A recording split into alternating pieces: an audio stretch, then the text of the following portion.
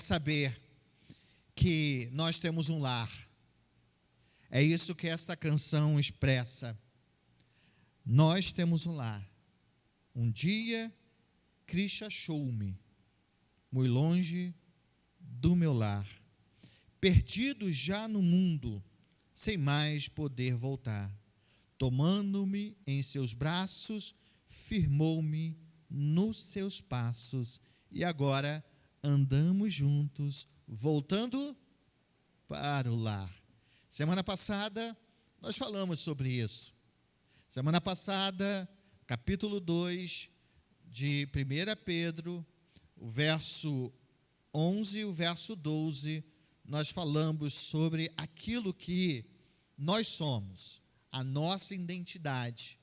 Somos peregrinos aqui, caminhando para a eternidade ao lado do nosso Senhor e Salvador Jesus Cristo, porque Ele nos disse, através da sua palavra, eis que estou convosco todos os dias.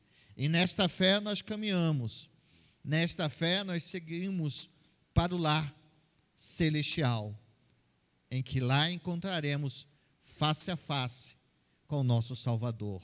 Hoje, daremos continuidade ao texto que nós fizemos a leitura na semana passada. Eu quero te convidar a abrir as Escrituras.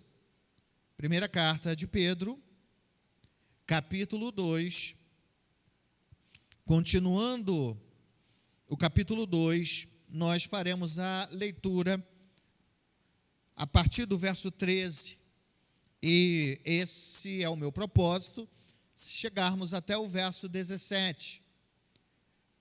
1 Pedro, capítulo 2, a partir do verso 13.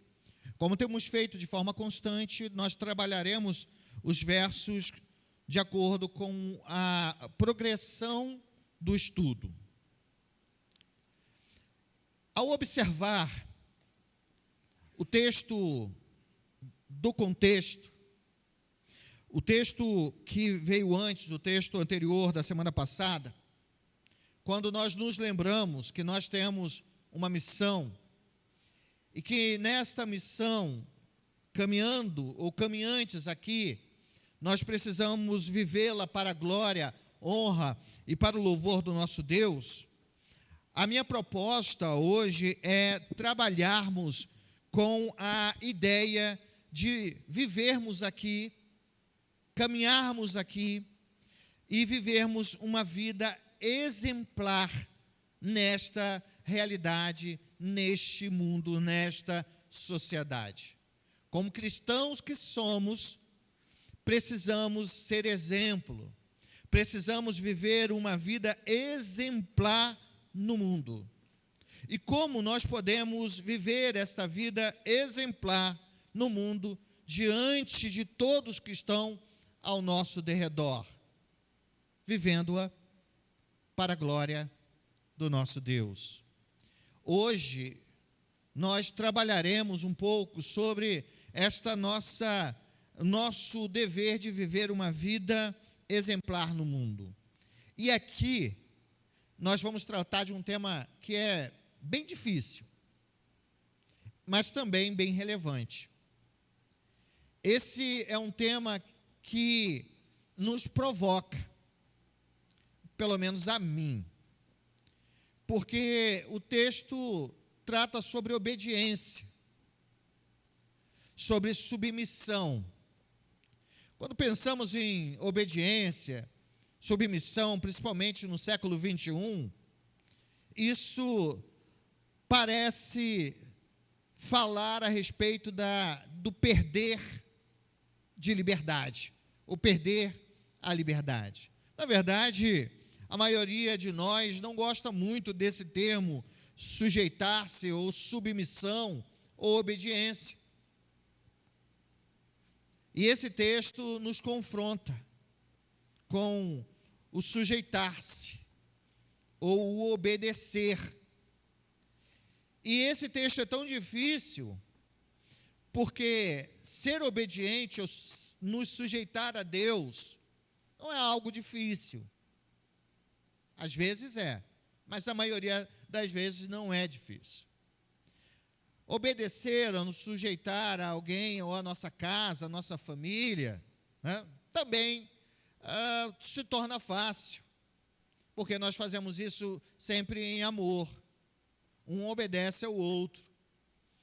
Na igreja também não é tão difícil, às vezes mas não é tão difícil ser sujeito à liderança da nossa igreja. Mas o texto fala sobre uma sujeição, ou nos submeter, ou obedecer a toda e qualquer instituição humana. Aí se torna um pouco mais complicado. Ainda mais no tempo presente de polarização política que nós estamos vivendo. Mas como nós estudamos de forma expositiva e precisamos estudar verso a verso, não tinha como eu pular esses versos e partir para um verso ou versos menos polêmicos. Então nós vamos analisar esses versos e analisar como ser exemplo no mundo a partir de uma submissão às autoridades humanas. Vamos olhar o verso 13, então.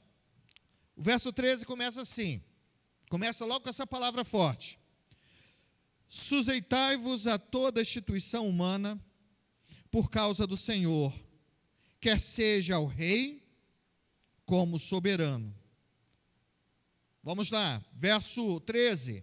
A primeira palavra que nós temos é Pedro dizendo que nós devemos nos sujeitar. A palavra traduzida para sujeitar do grego, essa palavra diz respeito a obedecer. Então, sujeitar aqui no texto é obedecer. E obedecer, e esta obediência é decorrente do reconhecimento de uma autoridade. Então, a primeira coisa é que nós devemos ser submissos ou estar dispostos a obedecer. Mas antes, eu quero que você observe justamente o termo que vem depois da palavra sujeição ou sujeitai-vos. Pedro diz, sujeitai-vos a toda instituição, o quê? Humana. E isso já começa a nos dizer alguma coisa a respeito do seu contexto histórico. Pedro, ele quer lembrar àqueles crentes, ele quer lembrar aos seus ouvintes de que toda autoridade, ou toda instituição, ou todo governo que está aqui sobre a terra, este governo, ele é um governo, antes de mais nada, humano. Por que Pedro está dizendo isso? Naquele tempo, naquele momento histórico, o imperador romano, e o Império Romano era o império que dominava todo o mundo vigente. Se não dominava, estava tentando dominar. E esse império tinha um imperador. E esse imperador, ele era considerado como divino, como alguém que encarnava o próprio divino. Ele era, então, considerado como um Deus. É por isso que tinha o culto ao imperador. É por isso que se oferecia holocaustos para o imperador romano. E nós precisamos nos lembrar que o público a qual Pedro vai escrever é um público misto, tendo muitos novos crentes ou cristãos gentios, que antes de serem alcançados pela graça, eles entendiam da mesma forma que a maioria das pessoas que o imperador era um ser divino, que a autoridade do imperador era uma autoridade que emanava de Deus, porque ele era a própria figura do Deus que eles serviam, dos deuses que eles serviam. Então, Pedro ele vai lembrar que essa autoridade, ela não é o quê? Divina. Ela é por si mesma humana. Ele está lembrando aqueles crentes dessa verdade. Um imperador ou qualquer tipo de instituição que é governada por algum homem, ela não é divina, ela é humana. Então, nenhum presidente pode ser idolatrado, seja de esquerda, ou seja de direita, ou seja de centro. Nenhum rei pode ser idolatrado, nenhum monarca pode ser idolatrado. Amado, idolatrado, porque essa instituição, ou estes que está ali no poder, ele é um ser humano. É por isso que ele diz, ele faz questão de dizer no verso 13, que toda a instituição humana. E aí a gente abrange essa questão. Então, a ideia é, os governos são humanos. Apesar de sabermos, porque o apóstolo Paulo, ele diz lá em Romanos capítulo 13, verso 1, o que ele diz em Romanos 13, verso 1? Que nós devemos obedecer às autoridades constituídas, porque elas são constituídas, colocadas aonde elas estão, por quem? Por Deus. Deus colocou-as lá, mas isso não significa que aquele homem, ou aquela pessoa que está lá, ela é divina. Seja numa instituição que diz respeito à vida secular, alguns dos poderes vigentes, ou até mesmo um poder religioso. Porque até mesmo dentro da cristandade, há partes da cristandade que divinizam determinadas pessoas, sacralizam essas pessoas, colocam-as como santos, como verdadeiros anjos, como representantes diretos de Deus. Quase Deus.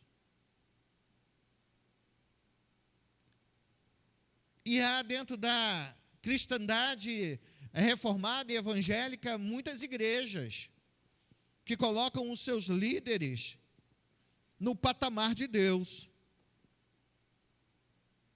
Vocês já devem ter visto algum vídeo, né, de homens e mulheres que se consideram tão santos, tão próximos a Deus, que o público em si, os seus liderados, são simplesmente pecadores e ele ou ela são santos.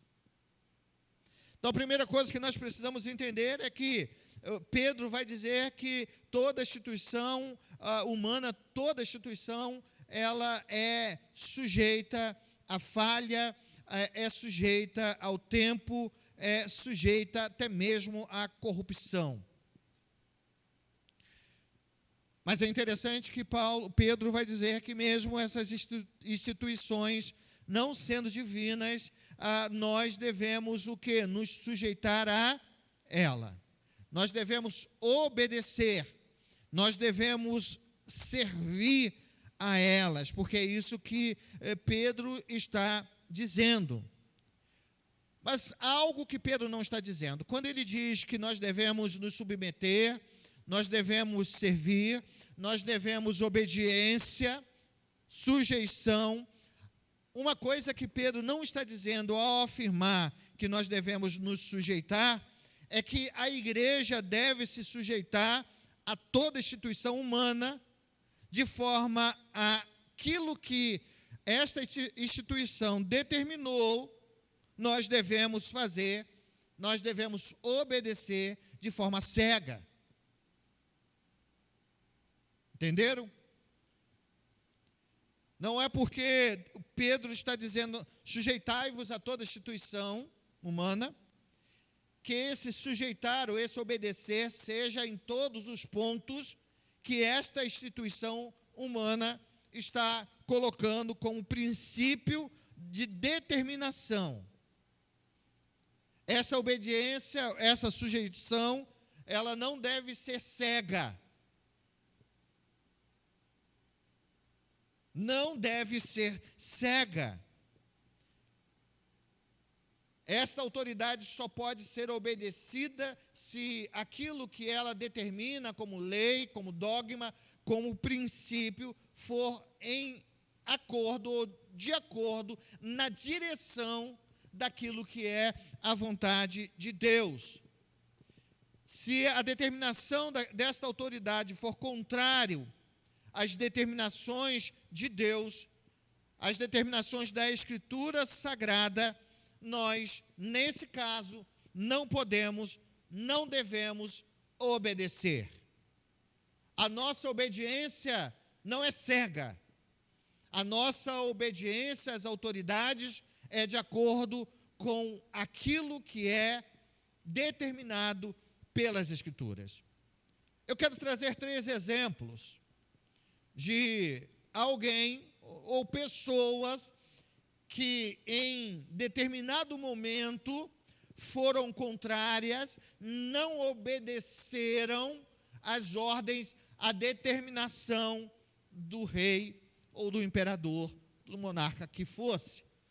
Um deles está no livro de Daniel. Lembra de Daniel? O profeta Daniel, que estava na Babilônia, um homem íntegro, um homem que não abre mão dos princípios do Senhor, mas não era só ele que era justo, temente a Deus. Ele tinha 3 amigos que, da mesma forma que Daniel não abria mão da sua relação e da obediência a Deus, esses 3 amigos também faziam questão de obedecer ao Senhor. Eu quero te convidar a abrir as Escrituras em Daniel, no capítulo 3. E o primeiro exemplo de uma desobediência a algo que um monarca traz está nesse texto. Nesse período histórico, o rei da Babilônia, ele era, como no período romano, considerado um deus. Nabucodonosor era considerado um deus. E na sua soberba, ele toma uma decisão estranha, mas a decisão que faria toda a diferença na vida desses 3 jovens judeus. Sadraque, Mesaque e Abednego. Aquele rei, Nabucodonosor, decide que em determinado momento, todos os cidadãos do seu reino, todos eles, não importasse a religião, de onde veio, deveria se prostrar diante da sua bela imagem. Deveria se prostrar diante dele, porque ele era considerado por todos um grande Deus. Diante desta obrigação de todos se dobrarem diante daquela estátua de ouro, está no verso 10, que representava Nabucodonosor, a atitude dos jovens é esta, verso 15. Daniel 3, verso 15. Olha o que diz o início do verso 15. Agora, pois, estáis dispostos e, quando ouvides o som da trombeta, do pífaro, da citara, da árpora, do saltério, da gaita de fole, o que diz o texto? Vamos ler juntos? Prostrai-vos e adorai a imagem que fiz. Porém,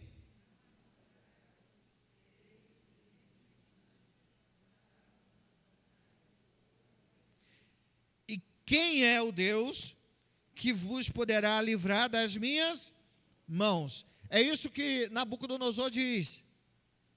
Vocês devem se prostrar à imagem que eu fiz de ouro, uma imagem que diz respeito a mim mesmo, e vocês devem prostrar-se a ela depois do louvor. E se vocês não fizerem, vocês vão ser lançados na fornalha de fogo ardente. E ele ainda desafia, né? Quem é o Deus de vocês? E ele entende, colocando ele, nas suas palavras, o D minúsculo, que poderá livrá-los. As palavras desses jovens são desafiadoras, porque respondem, verso 16, responderam Sadraque, Mesaque e Abidnego ao rei: ó Nabucodonosor, quanto a isto, não necessitamos de te responder.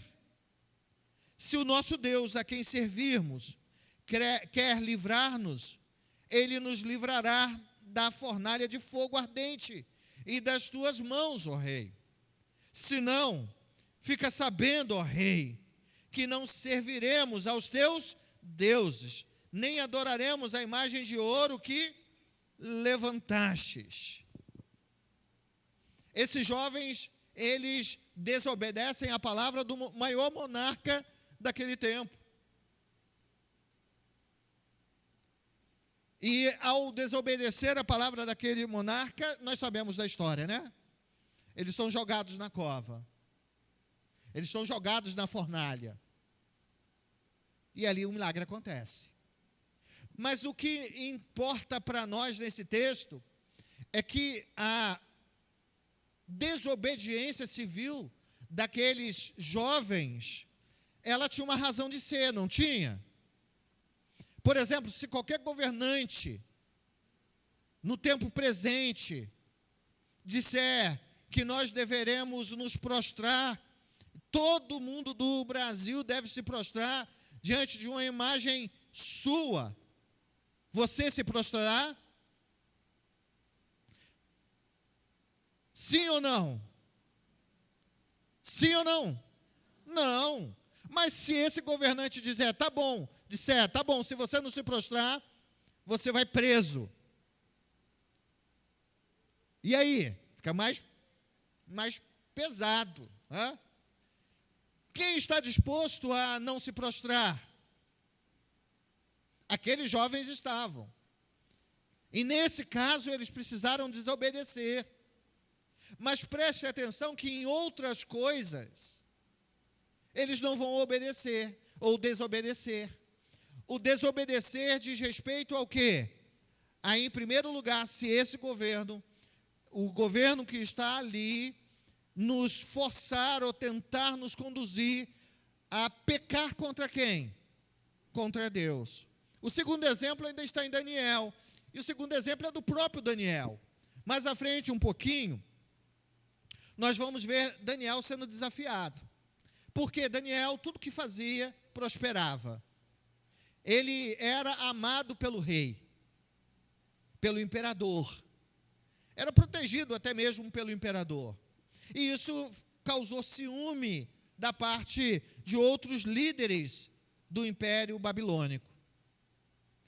Esses líderes resolveram, então, aprontar algo. Porque primeiro eles tentaram ver alguma coisa que fosse e colocasse a moral, a ética de Daniel contra o rei. Eles não encontraram.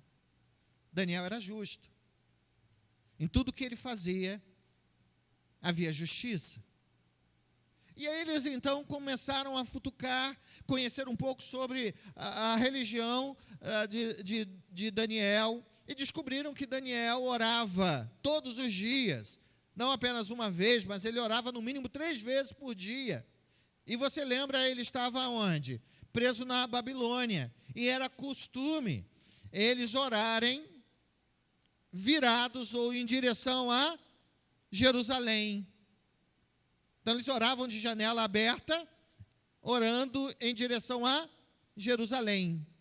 E aí então eles descobriram que havia uma lei e trouxeram essa lei à voga de que ninguém poderia orar a outro Deus durante um período de tempo que não fosse o seu próprio Deus.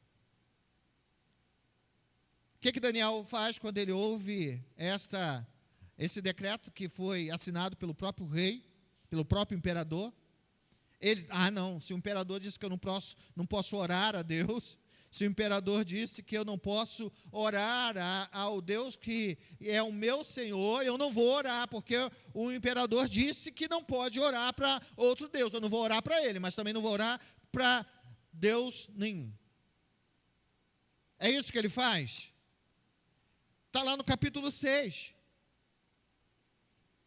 No capítulo 6, verso 7, nós temos assim: todos os presidentes do reino, os prefeitos, satrapas, conselheiros e governadores concordaram em que o rei estabeleça um decreto e faça firmar um interdito que de todo homem que, por espaço de 30 dias, fizer petição a qualquer Deus ou qualquer homem, e não a ti, ó rei, seja lançado na cova dos leões. O rei sancionou. Só podia orar a ele, fazer petições a ele, podia fazer a nenhum Deus, a nenhum homem. Mas aí quando Daniel soube, o verso 10 diz assim, vamos ler juntos o verso 10? Daniel, pois, quando soube que a escritura estava assinada, entrou em sua casa e em cima no seu quarto, onde havia janelas abertas do lado de Jerusalém, 3 vezes por dia se punha de joelhos e orava e dava graças diante de seu Deus, como costumava fazer. Mais um exemplo de que, se aquilo que um governante diz que devemos fazer é contrário à nossa fé, é contrário à vontade de Deus, é contrário àquilo que perpassa o nosso coração, da nossa relação com Deus, nós podemos dizer não a esse pedido ou a esta ordem da autoridade. O terceiro exemplo está mais próximo, está no Novo Testamento. Atos dos Apóstolos, capítulo 3 e capítulo 4, narra a seguinte situação. Pedro e João, eles vão até o templo, e é ali quando eles estão caminhando, um homem que era coxo pede dinheiro, e Pedro e João, o que tem, entregam a eles. O que tem? O poder de Deus. Aquele homem é curado. Tá legal? Tá indo? Capítulo 3. Aquele homem é curado. E ele salta de alegria, porque agora ele está bem. Aí, os discípulos, os apóstolos, adentram ao templo. E quando eles adentram o templo, aquele homem estava tão feliz que aquele homem vai ao encontro deles no templo. Ele entra no templo. E então o alvoroço se instala. E naquele momento que aqueles homens veem aquele homem curado, eles ficam alegres. E Pedro prega naquele lugar, e uma grande multidão se rende aos pés do Senhor. Mas quando ele sai de lá, ele é preso. Eles são presos. Pedro e João são presos. Pedro e João são presos. O Sinédrio os prende. E aí entra o nosso texto, capítulo 4. Atos dos Apóstolos, capítulo 4. Verso 5. No dia seguinte, reuniram-se em Jerusalém as autoridades e anciãos e os escribas, com o sumo sacerdote Anás e Caifás, João Alexandre e todos os que eram da linhagem do sumo sacerdote. Acharam o texto? Estão caminhando no texto comigo? 4, 6. Verso 7. E pondo-se perante ele, os arguíram. Com que poder ou em nome de quem fizeste isto? Então Pedro, cheio do Espírito Santo, lhes disse: autoridades dos anciãos, visto que hoje somos interrogados a propósito do benefício feito a um homem enfermo e do modo em que foi curado, tomai conhecimento por vós todos e todo o povo de Israel, de que em nome de Jesus Cristo o Nazareno é que vós crucificastes e a quem Deus ressuscitou dentre os mortos, sim, em seu nome é que este está curado perante vós. Verso 11. Esse Jesus é pedra rejeitada por vós, os construtores, o qual se tornou a pedra angular. Alguém lembra desse texto? Alguém lembra dessa frase de Pedro, que Jesus é pedra angular, que foi o quê? Rejeitado pelos construtores, mas que para aqueles que foram eleitos por Deus, esta pedra é preciosa. Nós lemos ainda no capítulo 2 da primeira carta de Pedro.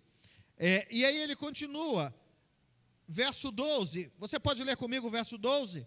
E não há salvação, porque abaixo do céu, dado entre os homens, que importa que sejamos salvos. Aí aqueles homens, verso 13, diz o texto, ao verem a intrepidez de Pedro e João, sabendo que eram homens iletrados e incultos, admiraram-se e reconheceram que haviam eles estado com quem? Com Jesus. Vendo com ele o homem que fora curado, nada tinha a dizer em contrário, e mandou sair do sinédrio, consultaram entre si, dizendo, o que faremos com esses homens? Pois, na verdade, manifestados a todos os habitantes de Jerusalém que um sinal notório foi feito por eles. Nós não podemos negar. Verso 17.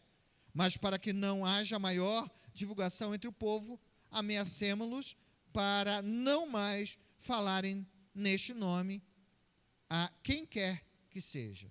Perceberam o que eles querem fazer? Não dá para matá-los, porque todo o povo viu que um milagre foi feito. E esse milagre era notório. E esse milagre veio da parte de Deus. Eles não podiam matá-los. Mas eles dizem, vamos ameaçá-los. Vamos ameaçá-los de tal forma que eles venham a temer e não dizerem, ou não pregarem, ou não curarem em esse nome, ou no nome desse Jesus. Verso 18 diz, chamando-os, ordenaram-lhe que absolutamente não falasse nem ensinasse em nome de quem? De Jesus.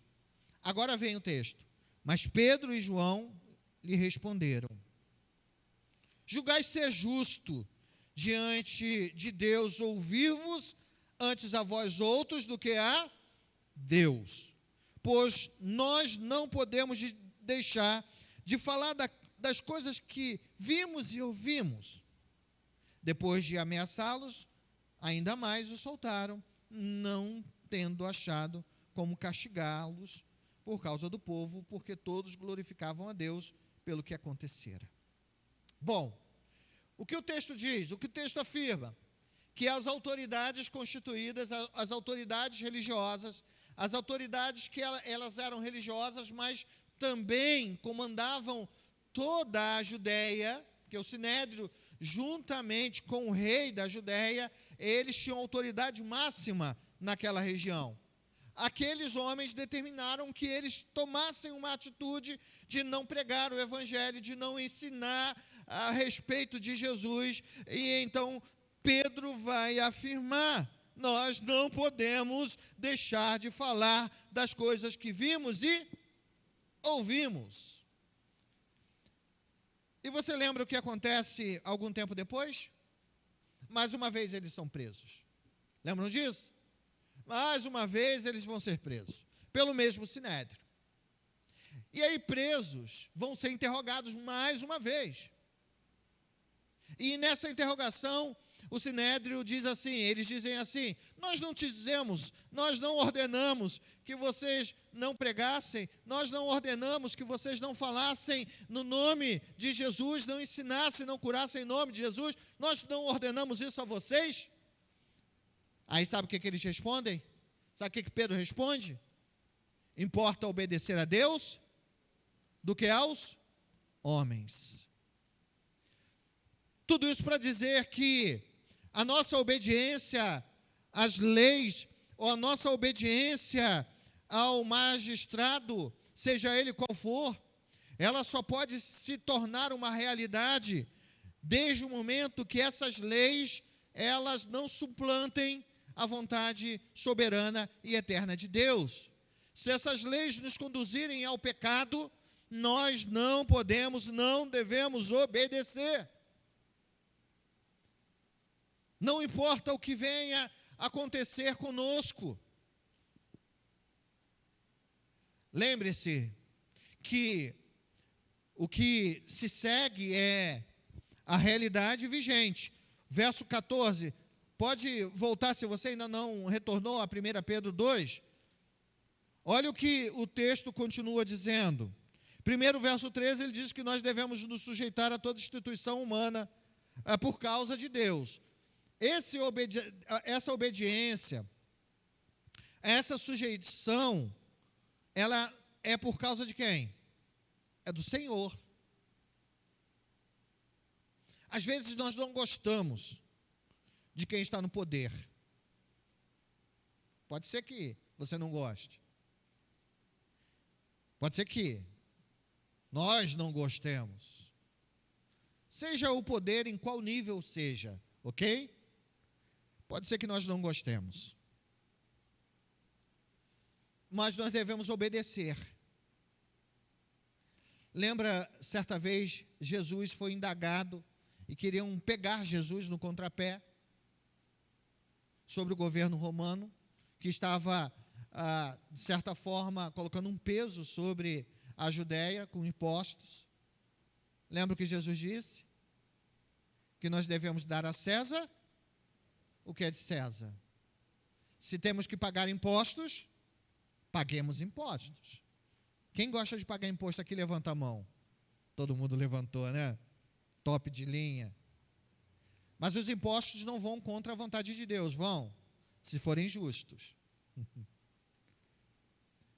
Aquilo que um governo está declarando que não vá contra as Escrituras, mesmo que nos causa dor, inquietação, nós temos que ser obedientes.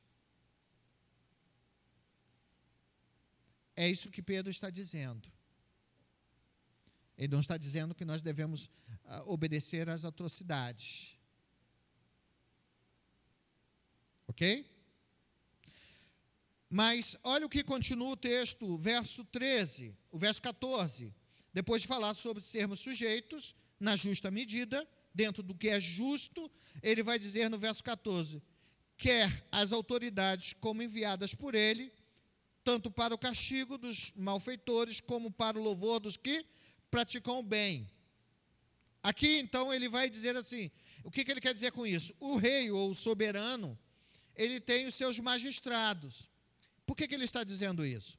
Lembra o que estava acontecendo no contexto histórico? Os cristãos estavam sendo perseguidos, mortos, pela sua fé. Então, o cristão estava sendo culpado, sendo acusado de ter incendiado Roma. E isso fez com que eles, como cristãos, se tornassem, diante do governo, malfeitores. E aí o rei, o imperador, começou uma perseguição, não ele propriamente dito, mas os seus magistrados, os seus soldados. E o soldado batia a porta do cristão. E ao bater a porta do cristão, como nós sabemos, fazia aquela pergunta clássica: você é um cristão?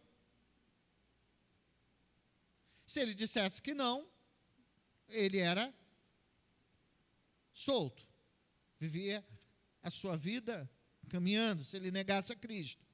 Mas no momento em que ele negasse a Cristo, a possibilidade era que ele fosse morto, porque ia não ao encontro da vontade do soberano, do monarca, no caso ali Nero, mas eles estavam submissos ao Senhor.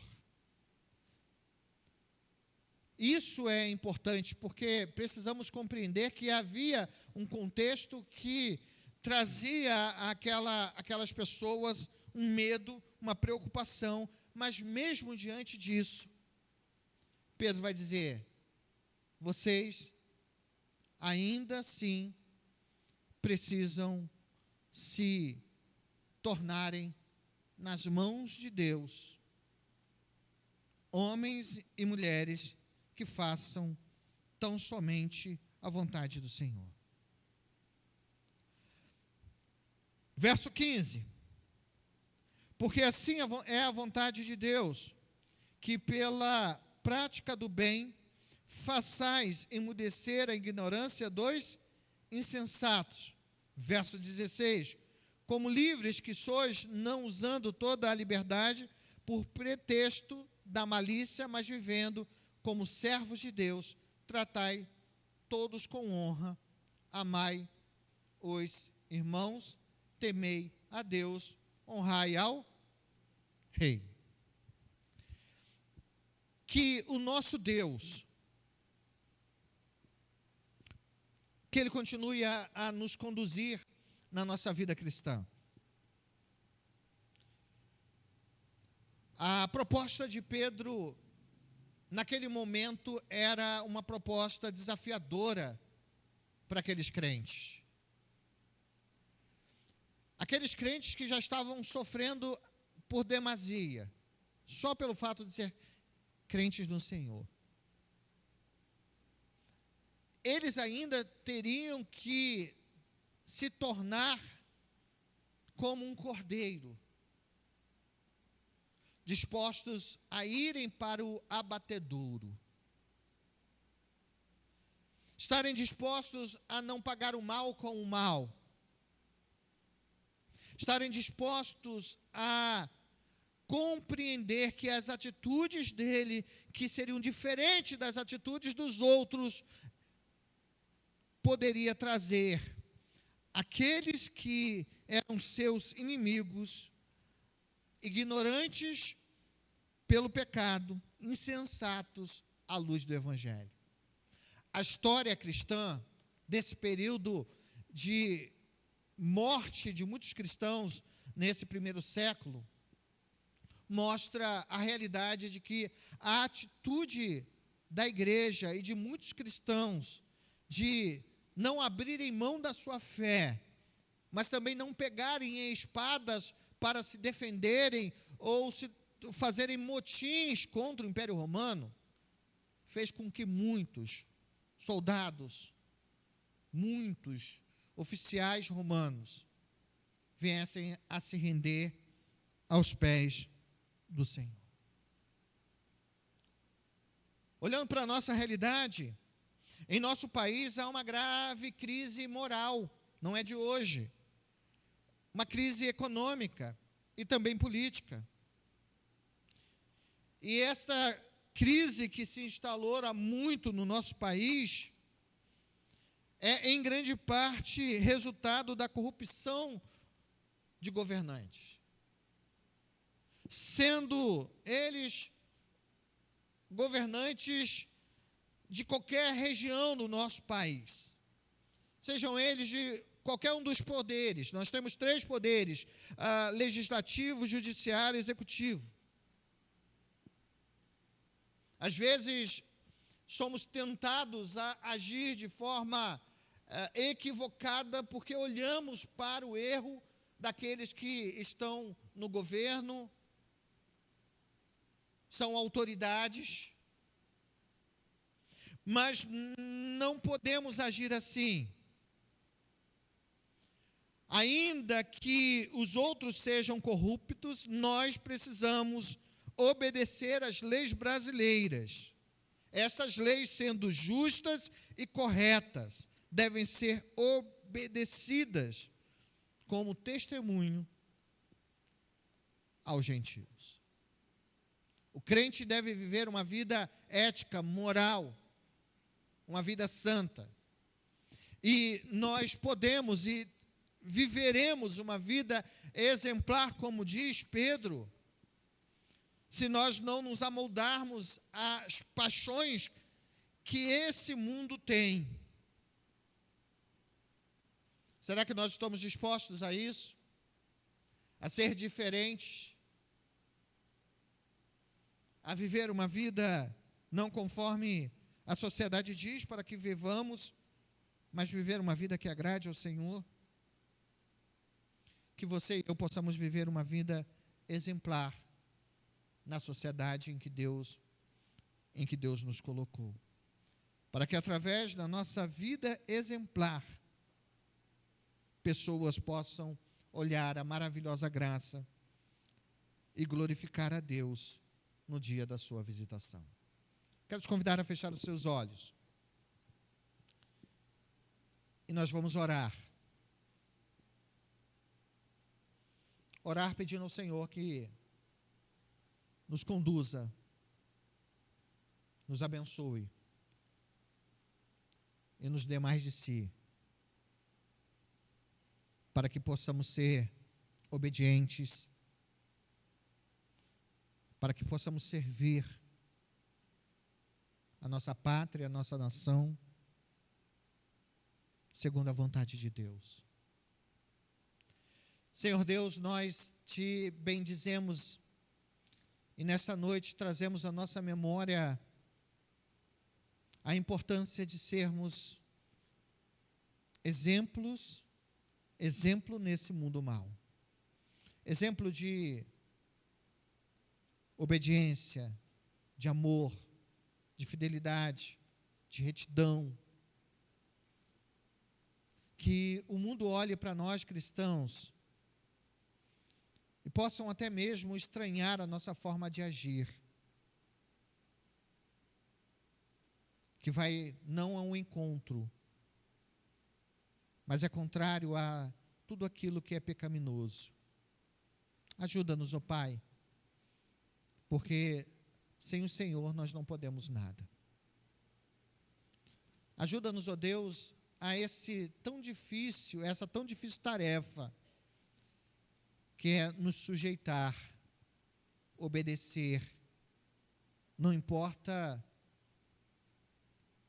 o que isso nos cause, sendo reto o nosso dever. Mas que o Senhor nos dê força diante daquilo que nós precisamos dizer não, porque contraria as Escrituras. Que estejamos firmes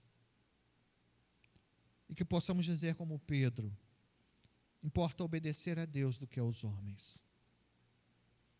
Que sejamos um povo que te ama, um povo que te adora, um povo que te bendiga e que sirva a ti aonde o Senhor estiver nos plantado.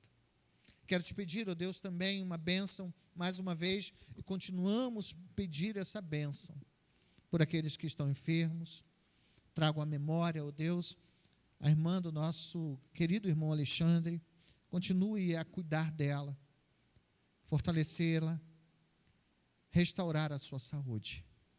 Peço também, ó Deus, pelo procedimento cirúrgico que a irmã Hilda fará amanhã, seja com ela, cuidando dela, levando-a e trazendo-a para a sua casa. Nós te agradecemos por tudo, é nossa oração, no nome de Jesus. Amém.